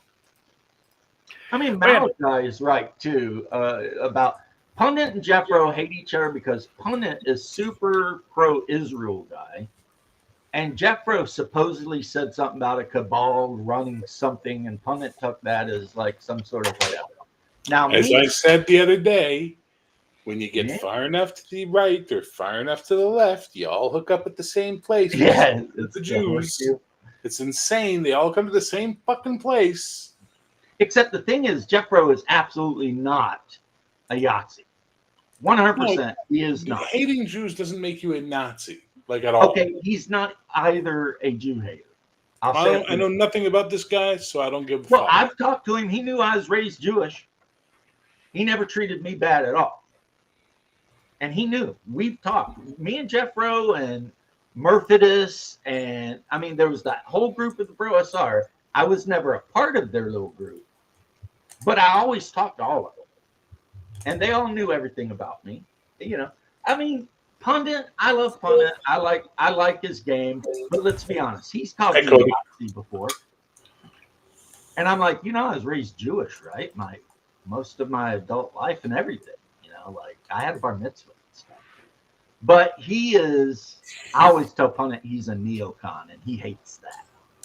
And then on Twitter, I used to start saying he got his degree from Hogwarts, and he hated that too. Because he's got a degree in like esoteric occultism or some shit. And I'm like, that's like gender studies. He's a smart guy, though, and I do love baptism of fire. I absolutely love it. Fair enough. So he's got a degree in uselessness. The cabal he referenced in the meme included Jews and other groups. Well, I mean, everyone's accusing somebody of something. And plus, if it was referenced in a meme, then it doesn't count for serious anything. Memes are what they are. They're just visual jokes. I mean, you got to be able to take that shit and let it roll off your back. But, and I love Pundit. I do, but he and I have went at it. We're almost frenemies in that occasionally we would follow each other and occasionally he would block me. But then he would unblock me. And then he'd send me messages about what he agreed with about whatever I was doing. And then he'd be mad about some other thing, a degree in uselessness. Yeah. That's like my experience with Daniel Fox. He would block me several times. And then whenever it was time for voting for various tabletop games, I would always be conveniently unblocked. I'm like, really, like, can you at least like commit to doing this? Because I have no effort. I have no effort in blocking you because I know what people do if you block them. You take a screenshot, you put it up on your trophy wall, and then you move on. I had no interest in being a trophy. I only blocked a couple of people, and in my profile it says if I block you, it's because you are stupid, and I could not tolerate it. I mean, I don't mind people being wrong. Like you and I could sit here and argue all day about D&D editions, whatever. Oh yeah, but we can both agree to that's not. There we go. Hello. If someone's being blatantly dishonest and stupid, though, I'm like, dude, I can't handle this. Yeah. You know. Oh, we got somebody not wearing a maroon shirt in the group. Yep. I just guess been chilling out. Either. So I guess it's just Sax and I are in a cult, according to. I'm also one of the few Americans that doesn't have to work on Mondays because I work 4/10s in a week, so I get Saturday, Sunday, Mondays off for my job. Nice. And I'm retired and broken, so. Aren't we all broken at this point? Yeah, but I mean, just duct tape and WD-40. It'll work. Just I mean, it could be worse. You could be Canadian. Titanium and screws. And a lot of physical therapy and whatever, and now I can actually sit up and walk around. It's great.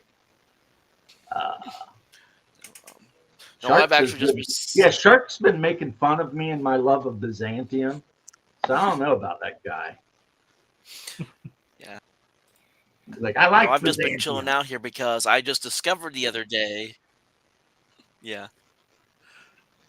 Sorry, I wasn't trying to interrupt the conversation or anything. I apologize. You didn't, and you have to with me, so that's why I stopped and put my hand in front of me like. Come on now. So come I on. have actually, I've never said something. You better say it. I'm going to. I'm getting there. I feel like there might be a lag here. I don't know on my end. So, but what I was going to say is, I have yet to actually been gone to a gaming convention, and I just found out over this last week that there is actually one in my area that's happening in like July. Nice. So I've been emailing some people from there back and forth to talk about like, hey, how it's like because I'm going to run games there, and so I bought a whole like 3-weekend badge because it's from like that all day Friday to all day Sunday, and I'm going to be taking. I'm not going to take the full thing. I'm just going to take the Horde Wars basic book, and I'm going to see about running that on Saturday and Sunday, just to get some new people to play it. Because that was another thing I've hardly ever done. Is I'm so used to playing online, I hardly ever do like in-person gaming usually. So this will be nice to see like if I can get other people interested in it. Maybe start a group of my own going as well. And of course, it's going to be my first con, so I actually will get to like have like con scheduled events where I get to run this game for the con. Next week, if I stream, you're going to definitely have to join me and give me the whole lowdown on your con experience and everything. I'm very interested in hearing about that. Oh yeah, I'm definitely looking forward to it. Again, it's the first con I ever had, and it's literally just right in my area. So heck, I may end up calling in to work on Friday just so I can go. Because my idea is Friday, I'll check it out, see what's going on, see how it is. Then I'll do like one game on Saturday, maybe go 4 or 5 hours, and then kind of just see what else is there. And same thing Sunday, run a game 4 or 5 hours, see what else is new. Because I don't want to overdo myself. I want to be able to actually be able to have the proper experience instead of just wearing myself out. Because I've heard the stories about when people go to run games at cons, it's just nonstop for them the entire time, and they get burnt out real easily. So I just wanted to take it be simple. Run a with it. game, relax. I did want to run games at least. Yeah, run a game, relax yeah. for a while, eat a slice of pizza, drink something, bullshit around, maybe play a game, then go back and run a game. You know, I mean, I've been to a lot of cons down here in Florida, and I loved them. I mean, I used to have so much fun going to the cons, just meeting new people and stuff. But I put the Malachi thing up there. It's a cultural thing, guys. I'm from Eastern Kentucky. When we all get together, we all talk all at the same time. My wife, who is Danish, it drives her crazy because of me talking all the time and you being so organized. And I said my impetuousness and disorganized self drives your Danish self a little nuts. Don't come in here and yell at me, lady. I know. I hear about every day.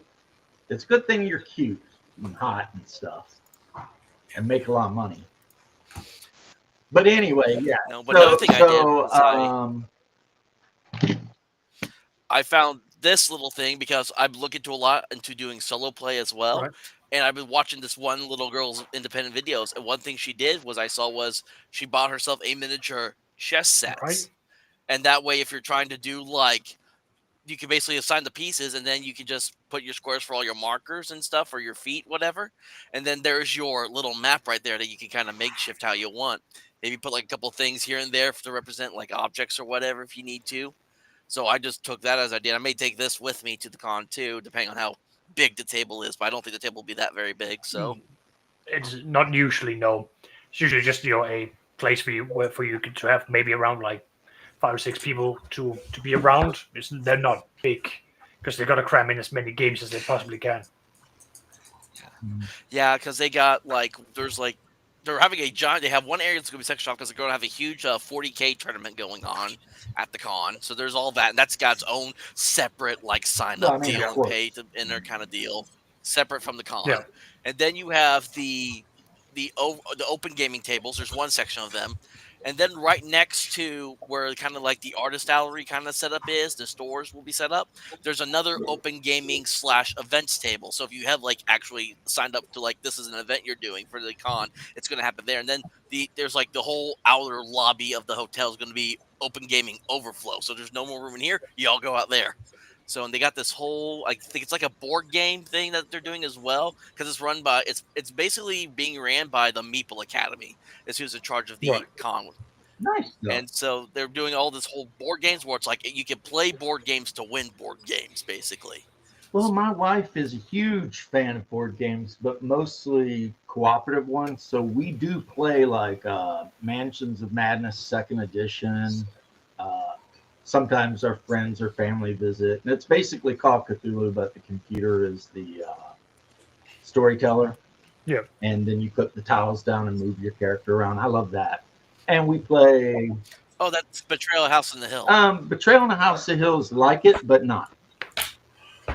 But we do play Betrayal on the House of the Hill, 3rd edition. Great game. And we also play Arkham Horror, which I have right up here. My wife I own is the a board 2nd edition because that's the one that got me into everything. But she really loves board games. Jeez. I just dropped one of my pieces. Pundit's backpedaling on his... Yeah, I don't know why anyone has any criticism of Kelsey. She saw a opening in the market. She took it. She made money. Good for her. I mean, her Shadow Dark book came out. What were you going to say, Zach? You go ahead. I'm sorry. I was just going to say, she has developed it, spent a lot of time on it, and it came out at the right time. She struck gold. Well done. That's... Yeah. The more I learn about Shadow Dark, it might not be for me, but that's fine. That's all right. And not for me at all. That's no reason for me to put it down. I can't. No, listen, you can't put down success like that because you're jealous. That's the worst reason to do that shit, right? And that's what they are. They're jealous. They're jealous because they all put out fucking games that didn't hit the way hers game hit. Well, timing, networking, not being a fucking asshole all the time, those things go a long way to getting you success in any fucking industry in the world. Now let's compare how Kelsey interacts with the community versus how RPG Pundit interacts with the community, or half a dozen other people interact with the community. She is a brand ambassador. She always knows to be polite in public. She always knows to be friendly. She's helpful. She answers questions. She doesn't talk anybody down. This is something when I used to work for Apple. Apple. You were an Apple nerd. He talks about Apple immediately shuts down. Yeah, well, my fucking Mac's fucking acting up. Can you guys hear me? Now you we can. Yeah, you're I back. can right now. But you So already Apple, said Apple what remember the I'm a Mac, I'm a PC ad campaign? Yeah. Yeah, Apple learned a valuable lesson from that. Yeah. Talking shit about your competition does not get you sales. So notice once they moved on to iPhones and all that type of stuff, they never put out commercials talking down Samsung or anybody else. But for a good 4 or 5 year run, every Samsung commercial, every fucking Google Pixel commercial was always talking down the iPhone. You know what I mean? Mm-hmm. So how do you win? You win by not being negative. You win by being positive, and you win by showing your product in a good light, but not doing that by besmirching other products. Because when you do that, the message you send is, I'm insecure about my product. And he doesn't need to be, because like I said, him and Chris Miller knocked it out of the park with Baptism of Fire. It's a good game. Which one? Baptism of Fire. You know, you love that thing, that fucking Slavic I love that bullshit. game. It's kind of like D&D, but Slavic. Yeah. So I can play a Varangian. Witcher's about as close to that as I want to get. Anyway, it's a great game. And so Chris Miller and Punnett have nothing to be ashamed of. They've done good things. But you are right, in my experience. I've never heard Kelsey involved in any sort of negative drama that someone else didn't bring to her. And I would play Shadow Dark if a good DM was running it. I mean, if a DM I like is running a game, I'll play anything. I mean, because a good DM can make any game good. Yeah. Exactly. I agree with that. Like, Okay, I'm not big on like crunchy games altogether. Usually I prefer more rules like, kind of more narrative focused. But if someone was willing to take the time to be like, here's how you do it, and I will help you do through this so that way you can understand the game better, I'd be all down for that. Right. Yeah. It's fair enough. But so Staxius, like, I'm literally about to join over with the old geek occasionally. Sorry, who was that for? No, I was just gonna say I'm actually about to join in it's a second edition Boot Hill game on Discord. All right. And I've never played Boot Hill before. I heard of it, never played it before, and that's really old school, like TSR days. Right, I have it. You might want to make more than one character, and third edition's better. Tell the guy third edition's better. So the guy who's running it, he made a dozen pre-made characters because he knew, like, hey, this is going to be new for some people. So he made a bunch of pre-named characters. Hold on. Let me pull this up and let me read you off some of the names of these characters, and you tell me what kind of game he's going to be going for with the way he named these characters, because they are just, as soon as I read them, it was hilarious.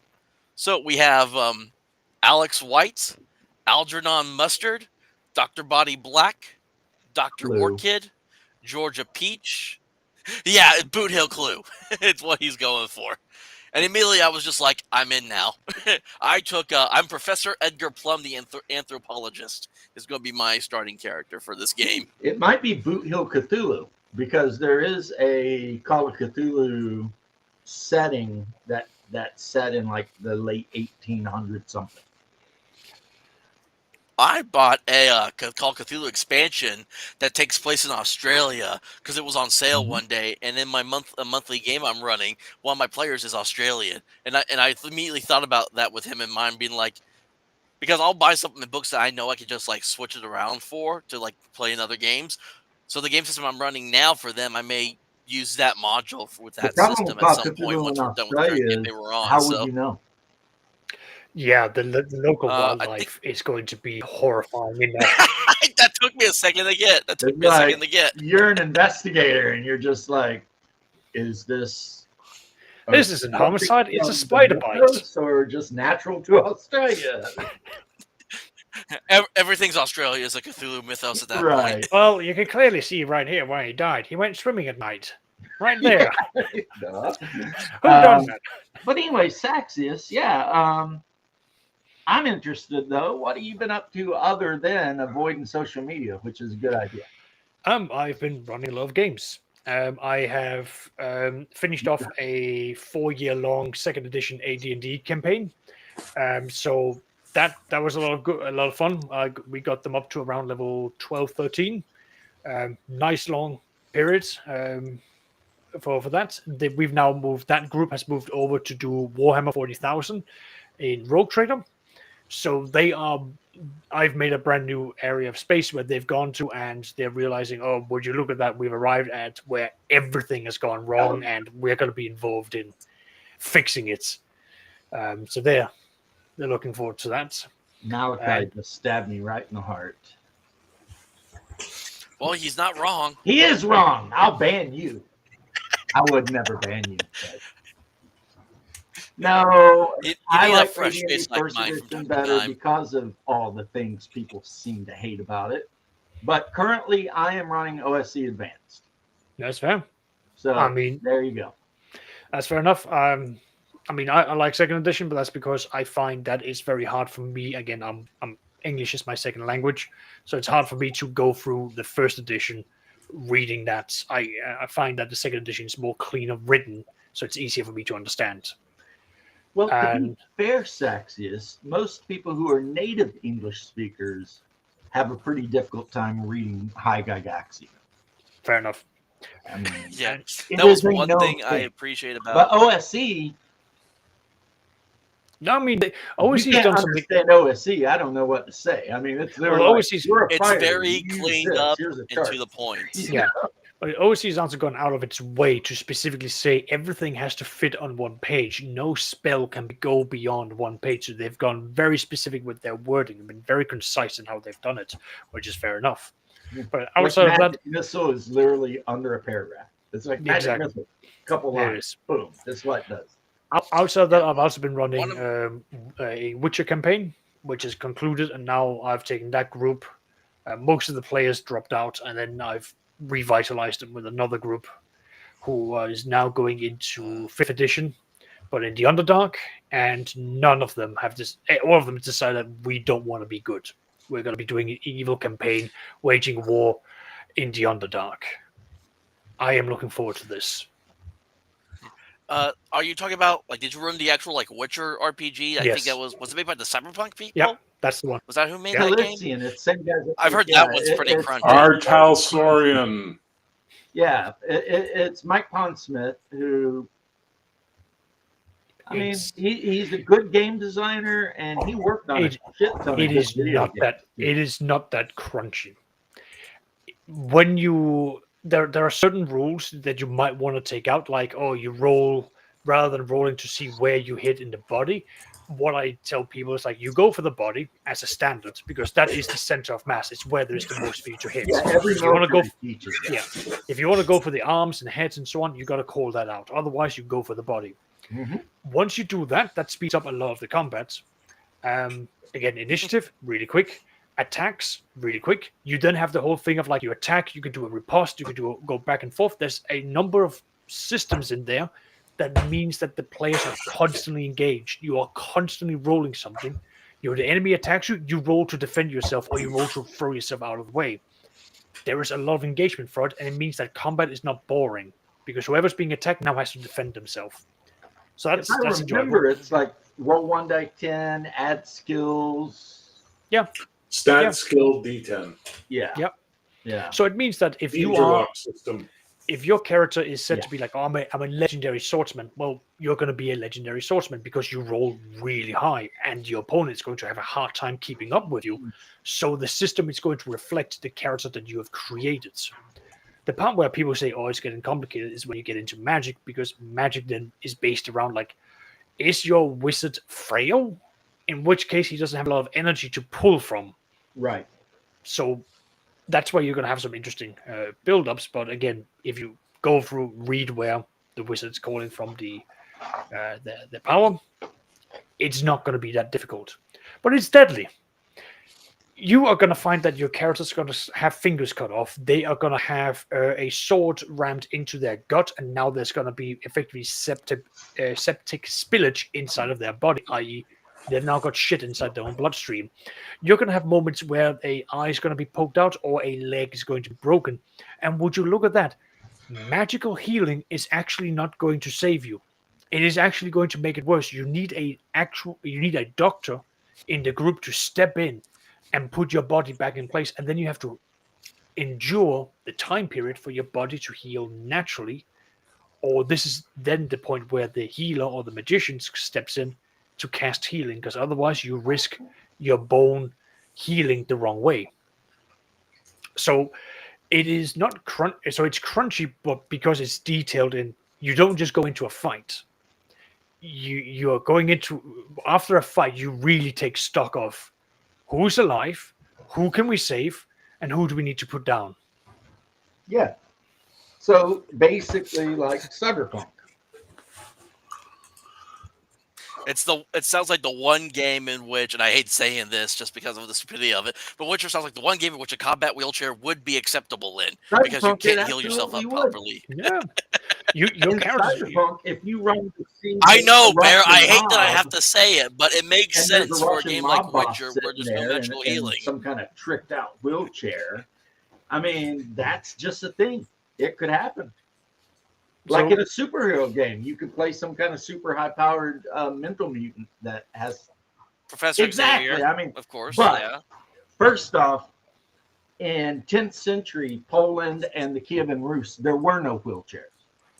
They didn't exist. And secondly, in Greyhawk, if you're trying to climb through the Yatmil Mountains to get to the Lost 2 massage camp in a wheelchair, you're effed before you even roll out of the town. What, you're going to go down a muddy road in your little wheelchair and then try to climb through a mountain pass and then go into a dungeon, part of which you have to swim across an underground lake. Yeah, get the hell out of here with that wheelchair shit. Why do you hate inclusivity so much, James? Why? Because my brother was in a wheelchair and still did not demand to play a character in a wheelchair. He played Why do you hate diversity so much, James? Why are you such a hater, James? See, when I picture a combat wheelchair, because I picture if you've seen Wild Wild West, Slavic, and that makes me a person of color, according to some university professor. Oh no! Don't bring this up. I love it. I always if you're ginger now, you're technically black. If it apparently. Okay, what was that about gingers? Because I'm a ginger. So what did you just say about us? It was literally something that someone made a viral thing that went viral that said gingers are black people now. It was a thing that someone did a viral thing for. Netflix and movies keep replacing ginger characters with black actors. That's why. In everything. Well, also, so there was a great meme that ran around that had a picture of a bunch of redheads together, and it said in Ireland every year they have the annual Redhead Festival where thousands and thousands of redheads showed up. And underneath that, they had a picture of like Mogadishu, and it said the Netflix remake. And that was pretty much the summation of the whole thing. Jeez. Plus, there was that one comedian that sung the song about only a ginger. That's Tim Minchin. A ginger. Yeah, exactly. But the way he sings letters, 2 G's, an E, an I, and N, and R. Yeah, so you think he's going to say. All another ginger. Exactly. Yeah, but. Oh, fuck you. I'm a ginger. Don't you keep us out of your dirty fucking whore mouth. Quadcopter chair. I was going to say earlier. I mean, in Shadowrun or Cyberpunk, all of that shit is 100% whatever. And you can make the argument that maybe the guy had some kind of nerve damage that even cyber technology couldn't repair. Sure, why not? And so he's in or he's just poor and decided he couldn't afford the $15,000 cyber legs, or the new spinal column. Actually, more than that in e-bucks, because it's your bucks. Yeah, but the point stands. They might not be able to afford it. Ergo, they have to go the other way. Anyway, Ultra American TTRPG. You wanted to say something? A couple things now, because I had one thought, and I brought a second thought. Was earlier I was going to mention, and we were talking about the combat wheelchair. When I think about it, I think of, if you've seen the movie Wild Wild West, the bad guy who's half a man, that wheelchair that Steampunky's in, that's what comes to mind when I think of a combat wheelchair, is all that, the piping and stuff just coming out of it. And then In my actual campaign that I'm running right now, the monthly one, there's actually a section in the game where they actually come up and they face like an inventor, but he's wheelchair bound because of an accident that happened with him. He can still work, but his legs don't work. However, if they piss the guy off enough, his wheelchair basically turns him into a transformer. It becomes like a fighting suit for him. There's loads of things that you can do with it. I mean, technology is a thing. I would just make them the most heinous person that you could ever imagine. The tax collector. Wheeling up there going like, I am here for your money, my dear adventurers. You shall pay the tithe to the king.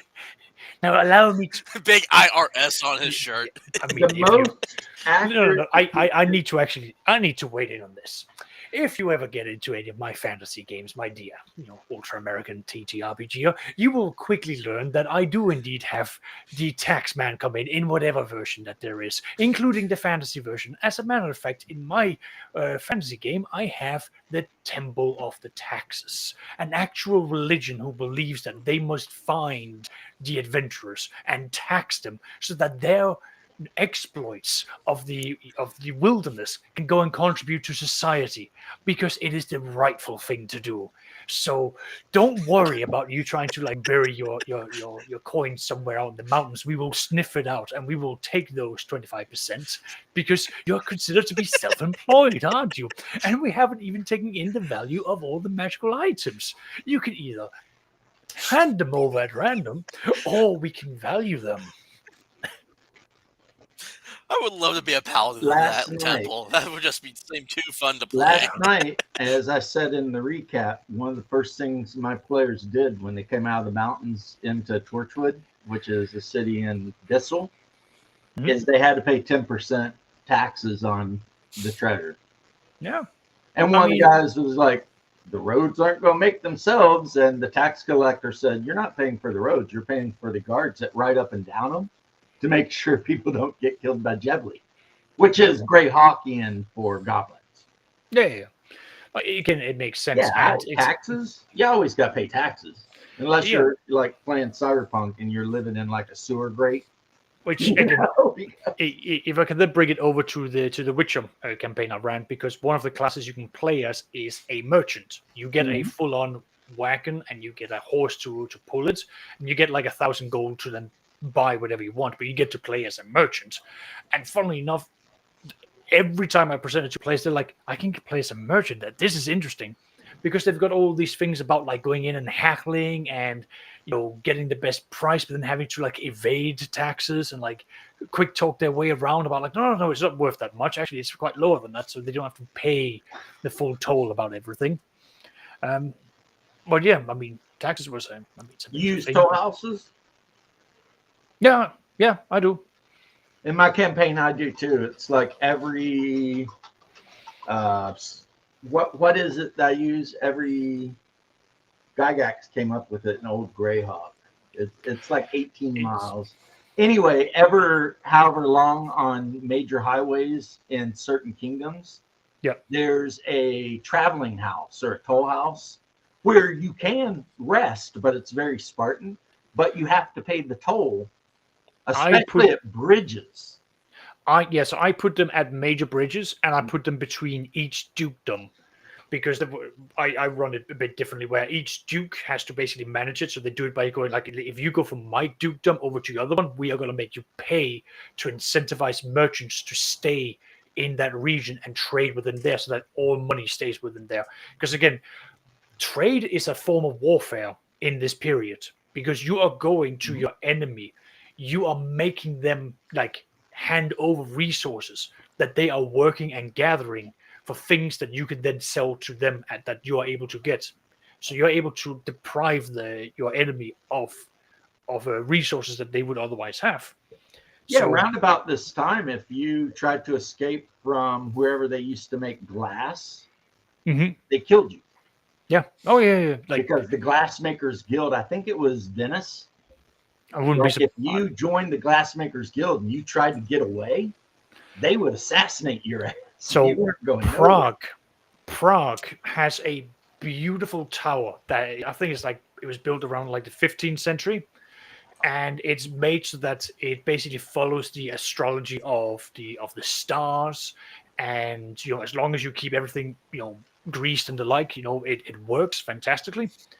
The King of Prague, or the Lord of Prague, basically looked at the creator, the engineer, and said, right, are you able to replicate what you've built? And he said, yeah. I know exactly how to do it. Great. That engineer was taken aside, blinded, and then released out because he wasn't allowed to create such a masterpiece anywhere else in the world. And it's something you would hear, like where certain people made dungeons or something, and they would replace the workmen like once a week and like do all this crazy shit to make sure that no one actually knew. Just look at what the Chinese emperor did the first one. He just God killed rest everyone. your player characters, yeah. Well, your player character, your character, is allowed to rest when he pays for the taxes. Till then, the necromancer is going to come along, recycle his body, and then he's going to work the field as your indentured servants. That is some crazy shit. Yeah, you see zombies still in a field, and it's like, well, they owe taxes. Talk about death and taxes, right? I mean, that's my Sunday group. That's what they do. They're like, no, like death is the last thing you need to worry about. We are gonna make you work till you are bones. Yeah. So you die before paying your taxes. They just bring a necromancer to summon you back to life, and then you only after you work off all your taxes with interest probably on top of that, will they then let you die and rest in I peace? keep my taxation system pretty like simple, like 10% of this or that or whatever. And then, of course, if you want to cross a bridge owned by the kingdom you're in, duchy or county, because you're right, they're all. Yeah. I split them all up too. It's going to be like X amount for a person on foot, but then more. Like it's like a couple of coppers if you're just walking. But if you got a horse, now it's going to be more. And if you got a wagon, well, now we're going to charge you more for that. Again, and like on and so forth. But you still end up every time the players have to cross the bridge, they're paying. Well, with my group, since there's 10 of them now, I mean that's going to be like 4 or 5 coppers, or no, like 5 silver, which don't seem like much, but I'm kind of selfish with money a lot of times. Plus, they spend money like it. Like Nalbar got a bunch of money. My brother Haas immediately went to the nearest town and bought a tavern. Yeah. Oh God. Yeah. So now he doesn't have any cash on hand, but he owns a tavern. Yeah. Which he has to pay taxes on it. But with that, you've also got like revenue streams and a bunch of other things. And again, like this is just where I get quite excited because it's the whole thing of like now we go into like management of land or statecraft, and then it can be things like, okay, well this duke is going to permit you to like have these hills and this valley, but you now have to go and clear it out of the monsters. Well, you go and do that, and you find out there's a bunch of a lot of gold and money from that. So you're like, well, cool. We are now going to build our fort here. We're going to go and we're going to hire people. We're going to do that. And to me, that's exciting stuff. Then I'm gonna domain I like these play. stuff. I like domain play. I like standard with AD&D. Yeah. Yeah, I don't know when it become out of fashion, but 3rd edition. Yeah, I guess. What became of it? What? Domain play. Hey, Janet. There's You're from the same planet, Janet. Not this one, but damn it, I also Janet. I love you. There is the river was long, but I swam it, Janet. Yeah. Like a fire in my heart, and you fan it, Janet. What you wearing? There's Janet? one fool for you, then I am it. Oh, Rocky Horror Picture Show. That's where that's from. Just for Shark. That's right. Byzantium Beyond the Golden Gate for Warhammer Ancients. Because Anyway, there was another Warhammer game, believe it or not, guys, that didn't involve Space Marines or lame ass freaking whatever they're doing now. Go on, Ultra American.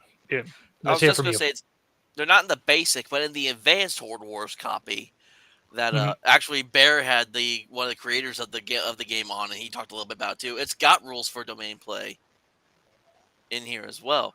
I also have a copy of that book on my shelf, so yeah, I hear you. It should be automatically a also, part of any RPG. yeah, and it's funny because I used to be like domain plays never sounded fun to me until I got myself into Horde Wars, and then I was like, okay, because the way he actually runs it makes it feel like, oh, you're actually getting something from it. It's not just, oh, you do this little thing. Oh no, you're like affecting the world with your choices in the domain You play. should be. Like, Adventurer Conqueror King has done something that I will always want to achieve, which is that they came up with the idea of like, well, you get to to have the castle, you get to have all of these Exactly. things and so on, and but then there are the things that you can do as a spellcaster, the Why? experiments you can do, Why do we the have to do this? questionable ethics that suddenly become very blurred. Why Like- are we doing? The I think power Bears of Cat needs to lab be and the blending mascot for this different channel. creatures together to make some third mutant. Yes, let's Yeah. do cross species, alterations. So what happens when we take a phase spider and merge it with a troll? Is it like a troll rider version that can go in and out of reality? I have posed this to some of my groups who have just set that gun, Oscar. You don't I understand. saw I saw a short because your description about the face fire thing just made me think about this. It was just a short. Someone put out a mini of like a normal Drider, and Yep. one of the players just started freaking the fuck out. Excuse my language. They just started freaking Yep. out about how because this thing like actually looked scary. Like the detail the guy put to this model, like the Yep. legs and the top half of the guy. This chick was just freaking out. Like it was ridiculous, but it was still funny at the same time. Well, I mean, Saxis, you are 100% right about Adventure Conquer King. It does nail domain play. Absolutely. I talk to Macros occasionally, and if you ever talk to him, he'll tell you that that's like the whole point of it. Yeah. The adventuring and the conquering is just so you can then go on to the king. Or Yeah. of course, like- since his homebrew setting is basically a falling Eastern Roman Empire type thing, Yep. you won't become necessarily king, but you could become a legatus or a consul or a proconsul, and every monster in Adventure Conquer King that's a humanoid is a blend that some freaking wizard at some point made. Like somebody blended humans and pigs. I do want I want my group to do that because I want to see the absolute evil machinations of what they're going to do because they will go out there. Again, it's just fun things. Like I've had another player in a different game make an offhand remark that he would put a bounty of 100 gold if someone could get him a griffin egg. Well, real life 6 months later, it happened. A bunch of NPCs came up to his character like, "We finally got it. Can we have our money now?" And he was like, "Who are you people?" It's like, "We're the ones who answered to your bounty." What the? When did I do that? It was like that was 6 months ago. He had completely forgotten about it. It was great. Yeah. Well, that's the whole thing. in If the you're a current- thief, then you can form a guild and start, Yeah. taking Again, part in jobs. But also, as the leader of the Thieves Guild in a lot of kingdoms, you're also going to be a courtier. Because even though they know you're the leader of the Thieves Guild, you're still going to be a pillar of the society. Oh yeah. Well, You could be involved with the Beggars Guild. So, go on. So, because this is on top of the guild, in one of the last domain plays I was in for Horde Wars, because he does them usually about bi-weekly domain play stuff where it's just people come together for different events, and then there's not people that'll do them all out, and that's like because the way domain play works is like between each domain play, like it's either 4 to 1 time or 12 to 1 time. So either a month has passed or a whole season has passed, depending. So right now we're playing seasonal passing with domain play. So every time we play, it's a brand new season. And the last time I played, I had an assassin character that was approached by a bishop of a church. Right. And of the nation I was in, and the king that runs this nation is very much a incompetent person. And the bishop was me and my character and the bishop were talking about that, and the bishop was like, "I think there's a place that we can use your set of skills on, but first we need to put you through a test to see if you can do something for us." And so, in about a couple weeks, it's going to be having outside of domain play. I'm trying to get. I'm putting together a team, basically to probably go assassinate someone. On continuing the topic of domain play, Mhm. I ran a Pendragon, so medieval year 800s. You're playing as knights in King Arthur's realm. Yeah, it's great.